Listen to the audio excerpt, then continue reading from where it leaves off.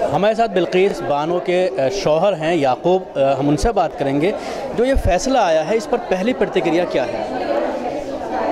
ये फैसला जो आया है कि जो हाई कोर्ट ने जो फैसला दिया है कि जो आरोपी की तरफ से उसको सज़ा कम करने की अपील की गई थी और दूसरी तरफ से जो पुलिस अधिकारियों को निचली कोर्ट ने बरी कर दिए थे, हाई कोर्ट ने उसको दोषी माना है, गुनहगार ठहराया है कि आपने इनको मदद की है और आप गुनहगार हुए, तो वो सबसे बड़ी खुशी की बात है। तो उससे आप पूरी तरह से फैसले से सेटिस्फाई हैं? जिस तरह से उसी दौरान दूसरा एक केस आया है निर्भया का, 5 साल के अंदर फैसला हो जाता है और इसमें लंबी लड़ाई चलती है, लेकिन फैसला दूसरी तरह से आता है, उसमें डेथ सेंटेंस होती है, मौत की सज़ा दी जाती है और इसमें उम्र कैद दी जाती है। इसमें वो बात है कि जो निर्भया केस के अंदर जो आया है, तो महिला आंदोलन चला और महिलाओं ने इंसाफ मांगा और हम तरीके से आप जैसे लोगों के सिवा और कोई मदद नहीं मिली है और हमारी लड़ाई हम अकेले ही लड़े हैं और उसके लिए हमारी मदद, हमारा न्याय लेते लेते हमको 15 साल लग गए। लेकिन हमारे देश के कानून व्यवस्था पे हम वो चीज़ पहुंचाना चाहते हैं कि किसी भी महिला के साथ जाति मामले के अंदर इतनी देरी न करे, उनको जल्द से जल्द इंसाफ दिए जाए। गुजरात फसाद बहुत बड़ा कलंक है। उस वक्त जो वहाँ के मुख्यमंत्री थे, आज देश के वज़ीर आज़म हैं और वो ये हमेशा बात कहते हैं कि महिलाओं को, मुस्लिम महिलाओं को इंसाफ मिलना चाहिए। तो क्या इस केस में कभी उनकी तरफ से कोई पहल हुई? उन्होंने कोई कोशिश? सरकार की तरफ से हमसे कोई पहल नहीं हुई है। इसमें नरेंद्र मोदी के किरदार को किस तरह से आप देखते हैं? नहीं, हम वही कहना चाहते हैं कि सरकार की तरफ से हमको कोई सपोर्ट नहीं मिला है।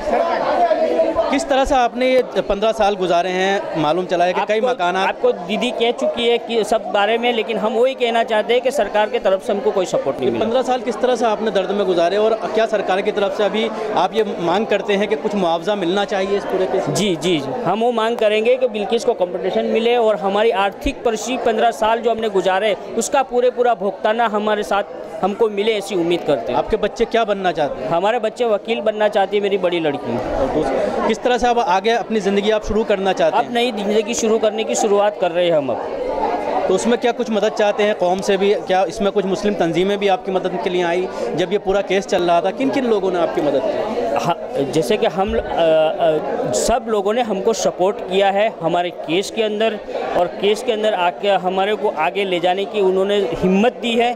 और एक ऐसी एक संस्था है दिल्ली की जो जमियत उलमाए हिंद, जिन्होंने रणदीपुर गांव के 75 मकान उन्होंने, उनकी संस्था ने बनाए हैं देवगढ़ बारिया के अंदर कॉलोनी के अंदर, और 75 मकान इन रणदीपुर लोगों को दिया है उस जमियत उलमाए हिंद ने मदद। पुलिस के रवैये के ऊपर सवाल हो रहे हैं। जब इस तरह के फसादात होते हैं तो मुसलमानों के साथ जो रवैया होता है पुलिस का, वो काफ़ी देखने वाला है, जिस पर अभी पीछे स्पीच भी दी कि उनके साथ जो पेपर्स है उसमें छेड़छाड़ की जाती है, जो फाइनल रिपोर्ट है उसमें उसकी वजह से इंसाफ नहीं मिल पाता। जी, पुलिस ऐसी हिंसाओं के अंदर, हम देश की पुलिस को ऐसा कहना चाहते हैं कि किसी भी जाति हिंसा के अंदर आप पूरी इंक्वायरी करें और उसको पूरा न्याय हक में दिलाने की कोशिश करें।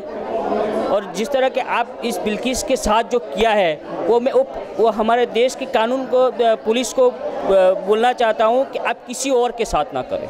शुक्रिया। ये थे याकूब, बिल्किस बानो के शौहर, जो बता रहे थे कि किस तरह से इस इंसाफ की लड़ाई के लिए उनको कितनी जद्दोजहद करनी पड़ी, लेकिन जो ये फैसला आया है उससे वो पूरी तरह से संतुष्ट हैं। लेकिन इसके साथ ही इनका ये कहना है, जिस तरह से 15 साल इन्होंने जंग लड़ी है, जगह जगह गए हैं और तकरीबन 20 से 25 मकानात इनको जो है बदलने पड़े हैं, क्योंकि कई दफ़ा इनको धमकियाँ भी मिलती थी जो एक्यूज़्ड है उनके ज़रिए।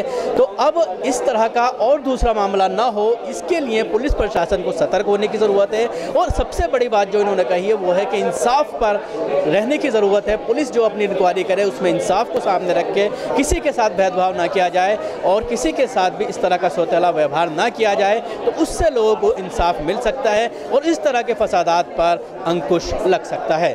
दिल्ली से कैमरा पर्सन जैदी के साथ न्यूज़ मैक्स के लिए शकील अहमद।